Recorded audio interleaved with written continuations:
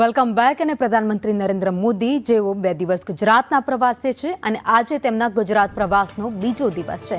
કેન્દ્રીય મંત્રી સી.આર. પાટીલ રાજભવન પહોંચી ગયા છે. પીએમ મોદીની સી.આર. પાટીલ સાથે બેઠક છે. વધુ અપડેટ સાથે સંવાદદાતા હિરેન રાવલ અમારી સાથે જોડાઈ ગયા છે. હિરેન, રાજભવન સી.આર. પાટીલ પહોંચ્યા છે. પીએમ સાથે તેમની મુલાકાત. લગભગ 1.5 કલાક જેટલી બેઠક છે એ પ્રધાનમંત્રી નરેન્દ્ર મોદી અને કેન્દ્રીય મંત્રી અને પ્રદેશ ભાજપના અધ્યક્ષ સી.આર. પાટીલ સાથે યોજાઈ છે.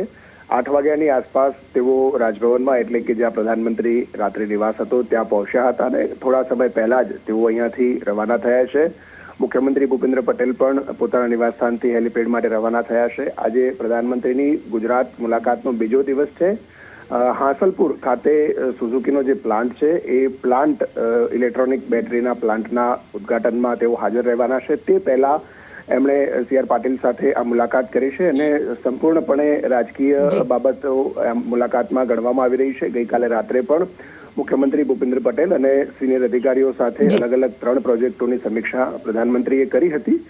સવારની જે બેઠક છે એ મોટે ગુજરાતમાં નવા સંગઠન સંરચના અને સરકારમાં ફેરફાર આ બાબતોને લઈ ગણવામાં આવી રહી છે. આભાર માહિતી માટે.